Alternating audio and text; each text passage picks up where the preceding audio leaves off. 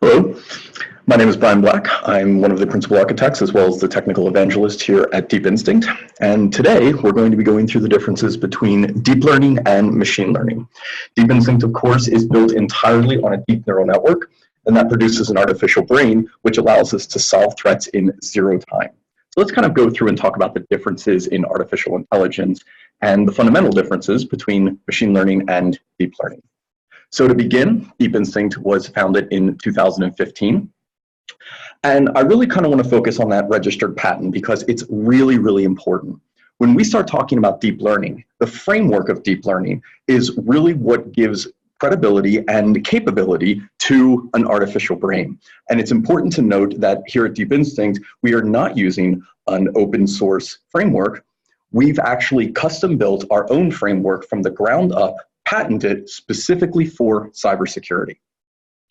So as we kind of go on, keep in mind that the framework that we're talking about, the capabilities of Deep Instinct, are going to be extremely difficult for any other vendor to challenge or any other vendor to duplicate simply because of how we built the neural network. So what is deep learning? Artificial intelligence came about really around the 1950s. We started to see the rise of the first computerized artificial intelligence. But let's talk a little bit about what AI really is. AI, very simple definition. Can a computer do a thing independent of a human? That's it. So by that very definition, legacy AV, legacy antivirus, is considered AV, is considered AI, because what does it do? It spends its time looking at patterns on a network or on disk, and it makes decisions based upon its signatures, based upon its programming, independent of a human. But I don't think anyone would call their AV advanced artificial intelligence. So we start to think of artificial intelligence in a more grandiose capacity around 1980 and beyond. This was the rise of machine learning. Now, machine learning, quite frankly, was pretty awesome because for the first time, humans could take features from a thing. That thing could be language, it could be images, it could be data. And they could take features from that thing, perform what's called feature extraction, teach a computer in the form of an algorithm what type of features the computer might be looking for, and then on its own, it could find those features. Now that's pretty cool because you could teach a computer what, say, a couple different types of words are, and it could identify other words.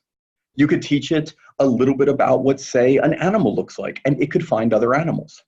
So that was a really powerful advancement when we start talking about artificial intelligence.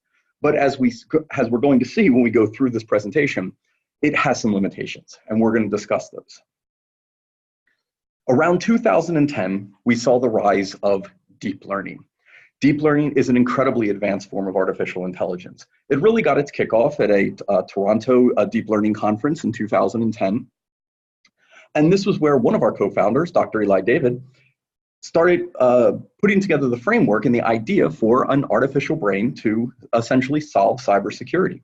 And then, of course, with our other two co-founders, Guy Caspi and Nadav Mammon, we got the ability to put together Deep Instinct in 2015. So deep learning is an incredibly advanced form, as I mentioned, simply because for the first time, computers learned on their own. No longer were they required to have features input into them from a human. We could simply build a neural network, we could point it at a data set, and as long as the data set was good, and as long as the humans understood the data set and what would come out of it, the neural network could discover incredible correlations and capabilities of information out of that data set. This is what gave us the real rise of, say, self-driving cars. Because for the first time, a car could learn on its own what different obstacles were, even if it's never encountered them before, simply by falling back and utilizing its previous training. So as we go through, we're going to talk about how artificial brains do it and also how human brains do it, because they're incredibly similar. So let's talk a little bit first about classical machine learning. This slide here is really where every data scientist PhD begins their life. Can you classify the difference between a dog and a cat? It's a really challenging problem. If I were to give everyone listening to this video a pen and a paper, and I were to say, I want you to write down all the differences between a dog and a cat, you may struggle to do that. You may struggle to figure out what features you could write down from either one which would identify it accurately because they both have, four legs, fur, paws, they both have tails in the same place, ears roughly in the same place, they both have similar looking faces and how the skull is constructed. So it can be very challenging to figure out what features are unique to each one. Now, some people might say, well, cats have retractable claws, and that's a true statement. But the challenge there is that when they're retracted, thus identifying them as a cat, that's a hidden feature. The computer can't see it, doesn't know how to process something it doesn't know about. And when they're deployed, once again, the feature is a claw at the end of a paw, there's four paws, they're furry, and once again, they kind of look like a dog from a feature perspective. So this is a very complex and challenging problem. But of course, data scientists are very smart people. This has been solved, and computers can do this with a fair amount of accuracy. And they do it through, as I mentioned, feature extraction. The human will sit down and start pulling out all the features. We're talking about sizes and distances and ratios, everything that a human can think of that can identify a dog or a cat independent of one another. The problem is this: what happens if features are just too similar, right? So, is it a blueberry muffin or is it a chihuahua? This screen right here would be near mission impossible for machine learning, simply because the features are too similar. Now, this may be a bit of a silly slide, but as you're looking at it right now, your brain is able to identify dog and muffin without too much of a challenge. This is something that a human brain can do because of your training that a computer simply struggles with. But let's kind of simplify this slide a little bit and talk about it. So here's a similar example. When features are simply too similar, a computer really struggles with something like this. This is why when we start talking about cybersecurity, even powerful machine learning tools have very high false positive rates. They tend to err on the side of caution. So to give a classic example, there are remote administration tools used all over the world by IT departments, by SOCs, etc. And they communicate with end users, they install drivers, they maybe reset passwords. They're perfectly legitimate tools that are used legitimately. But of course, then we have what's called the malicious RAT, the malicious remote administration tool. This is a bit of a challenge because it also has the same capability. It can communicate with the end user, it can push and pull files, it can perhaps keylog or keystroke, it can export this information. It can do a lot of things that look really similar to that legitimate administration tool. So many of these tools, cybersecurity tools, that are based on machine learning will classify that malicious RAT as malicious, as rightly they should. Unfortunately, they will also classify that perfectly legitimate administration tool as malicious. That's a problem because that starts generating false positives.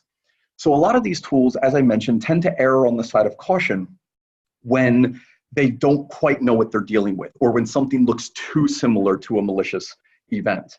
Now, that may sound like a good idea. It may sound like, well, wouldn't you want a security tool to do that? Ideally, I would say you'd want a security tool not to make that mistake in the first place, but false positives really are very impacting to a company, simply because I'm just going to use some very low but general standards. Let's say a company has just 30,000 events a day. Now, most companies would love to only have 30,000 events a day. But at 30,000 events a day, and even just a 1% false positive rate, which to a person sounds really low. But when you start looking at that, you are talking about hundreds of false positive events. But of course, you don't know they're false positives. Humans have to investigate those utilizing their EDR. So they begin to investigate, even saying just a 10-minute investigation time. We are talking about hours and hours and hours of a full-time employee simply chasing ghosts around the network. Now, that's not very operationally efficient. I'm sure most companies would want to take that employee and utilize their exceptional skill set to perform projects or do optimizations, roll out special capabilities with the network. But these are things they can't. So not only are most companies kind of strapped for talented cybersecurity workers, but unfortunately, then they're spending a lot of their time chasing down false positives. So lowering that false positive rate can be incredibly beneficial to a company. But believe it or not, this screen, misleading features, this actually isn't the real struggle that machine learning has. This one is. When you start getting into hidden features, or noise as we call it, this was something I mentioned earlier when I talked about the retractable claws. When they're not visible to a machine, the machine has a hard time figuring out if they should be there, why should they be there. If they're not, it'll simply ignore it. When we start talking about machine learning, I mentioned in the 1980s, we saw the rise of being able to talk to a computer and advanced image recognition. But I think we all remember the old TV shows from the 80s and 90s or early 2000s, where all you had to do to beat facial recognition was put on a hat and sunglasses. And suddenly the computer didn't know what to do. And why? Because you were removing the features from the computer's ability to process them. When we start talking about things like self-driving cars, machine learning could never bring us this technology for one very simple reason. Let's say a machine learning car is approaching an intersection and there's a stop sign up ahead. But unfortunately, there's a bush growing in front of it, or perhaps there's a car parked in front of it. So you only see the top half. Maybe you only have a couple angles up top and the tops of some letters. Well, when so much of the information is missing, the machine learning simply wouldn't identify it as a stop sign and it would roll through. Now, of course, you could change the algorithm and say, okay, let's err on the side of caution. And let's say if you see anything that matches even remote images of white letters on a red background with a white border with even a couple angles, that it's a stop sign. Think about the false positives this would generate. Anything from a person wearing a hat or a shirt to a sign hanging off the side of a building could all confuse the car if it had just enough of those features. But of course, a human brain isn't fooled by this scenario. Everyone listening to this will stop at that stop sign, even if you see only 10 or 15% of it. You will stop at that stop sign, even if there's a car parked in front of it, so you only see the top half. So will autonomous vehicles powered by artificial brains, powered by deep learning like we have today. So the cars that you see that are driving along on their own, or the delivery trucks in some countries that are making their routes, those are all powered by deep learning. And one of the big powerful things here is something I always like to instill in anyone that listens, which is the power of artificial brains and deep learning is like a human brain. They understand context from incomplete data. That's a really powerful feature when we start talking about lowering false positives and improving accuracy. So, to kind of recap quickly, the real big challenge we see in machine learning is that second step right there, manual feature engineering. Anytime a human is responsible for figuring out the features, anytime a human is responsible for writing a linear algorithm, there's going to run the risk of both not including features that are important or perhaps generating false positives. But deep learning, of course, doesn't have this problem. Just like a human, they consume 100% of the raw data. So the way we kind of like to explain this, of course, is when you were very small, you were learning what dogs and cats were. And your parents wouldn't perform feature extraction, or your teachers, they would just point to a dog and say, that's a dog. Or they'd point to a cat and say, that's a cat. And over time, you started developing the framework for what was a dog and what was a cat. Today, I'm willing to bet that you are a world-leading expert on the identification of dogs. I'm willing to bet you have around a 0% false positive rate with around a 100% efficacy rate. And of course you would. Why wouldn't you? You've seen a lot of dogs and cats in your life. But the cool part is that at one point in your life, again, when you were very small, one day a poodle walked in front of you. You'd never seen that before. Now you've seen other dogs, but for the first time you saw a poodle. But I'm sure you looked at it and you said, hey, that's a dog. And no one was really amazed by this. Your parents didn't step back in awe and amazement and say, how could you possibly have known that? That's a 0-day dog. No, because that would be silly. Instead, everyone said, yes, that's a dog. Now, you didn't know the word poodle, so you were then taught that word. But the point is, you were able to identify something that you had never seen before accurately simply because of your previous training.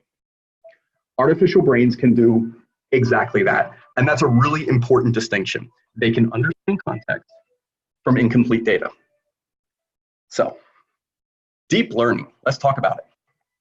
Why is it called deep learning? Why are these things called artificial brains? Simple, they kind of look like a brain. If you break out the math and look at the math, what you're going to see is that just like a human brain, artificial brains have neurons, they have synapses, and that's what helps them build contextual information.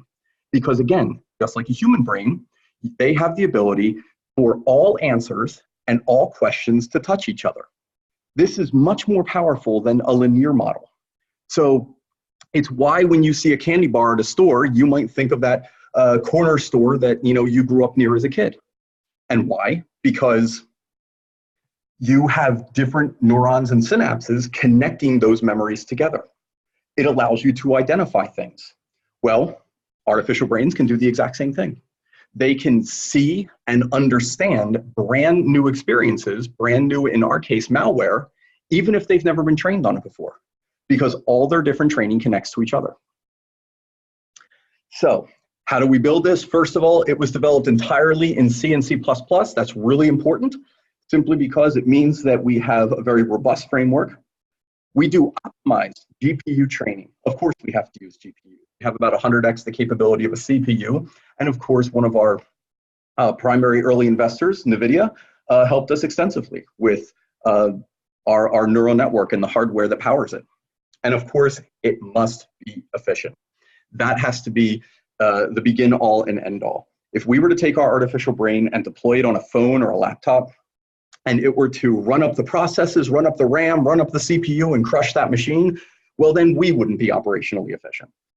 So it's very important that we have a very lightweight agent that resides on endpoints to ensure that it's efficient for our customers. So again, the benefits of deep learning cannot be overstated. Zero time detection and prevention. That means the artificial brain is operating pre-execution in less than 20 milliseconds. So we're not an EDR. We don't need a human being to click on a thing. We don't need a bad thing to begin before our artificial brain begins examining it. The ability to operate on any device, any operating system, the ability to process on any file. These things are really important.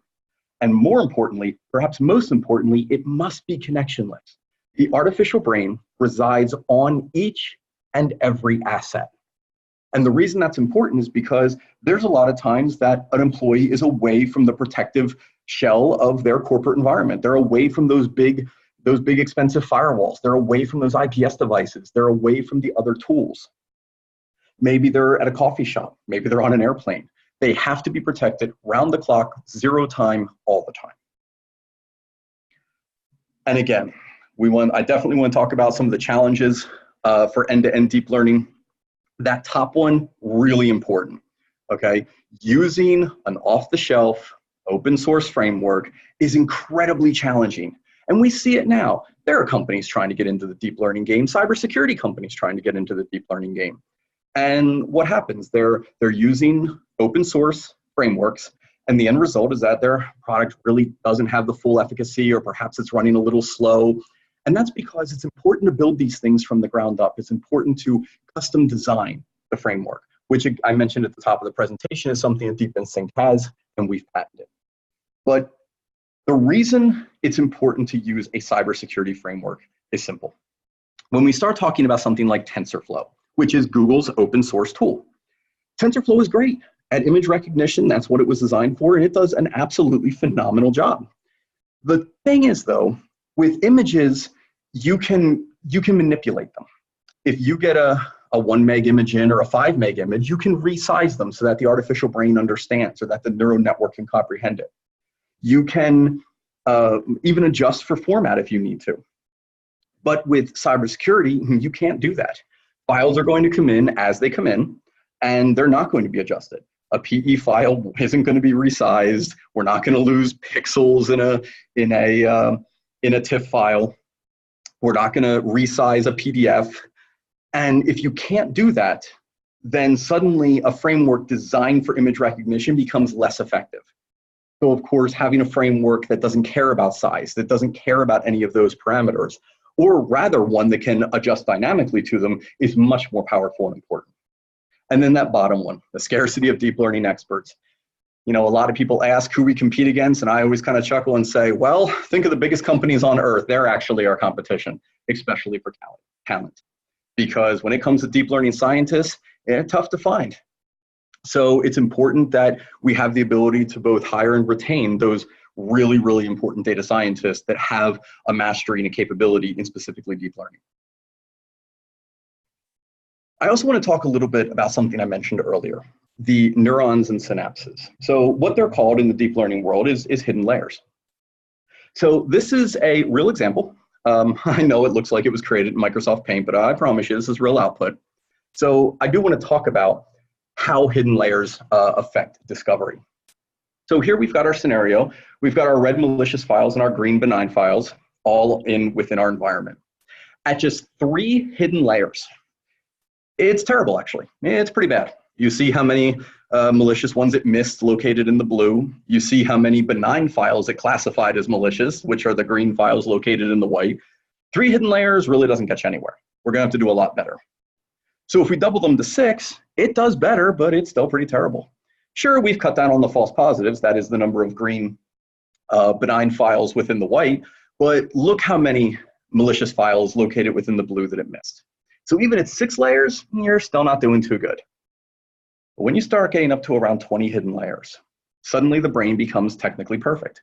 It successfully finds, classifies, and identifies all of the malicious files, or all of the malicious bits, if you will, and it does not call malicious. It successfully weeds out all of the benign. This is something that's really important. So how many hidden layers does Deep Instinct have? Well, that's a bit of a state secret, but it's more than 20. But this is kind of what we want to show, simply because the more layers you have, the more powerful your deep neural network, the more technically perfect the artificial brain is. And that's true across the board, whether it's self-driving cars or cybersecurity. And of course, as I mentioned, the more layers, the better the accuracy. Now, would we want to have 1 million hidden layers? Well, of course we would, but it takes a whole lot of computing power to do that. I'm not entirely sure there's enough computing power on the internet to power 1 million hidden layers, but the more, the better. And that's what our deep neural network, powered by our NVIDIA GPUs, are attaining. More hidden layers, more accuracy, more technical perfection. And it's also important to note that we didn't invent this. We're not the only ones using it. This isn't magic. It's actually around us all the time. So it's being used in natural language programming from Google, Apple, Microsoft, and others, speech recognition. It's being used in self-driving cars, as I mentioned. It's being used in logistics programs from Amazon for facial recognition with Facebook. These are things that power neural networks and artificial brains around the world. So how do we apply it to cybersecurity?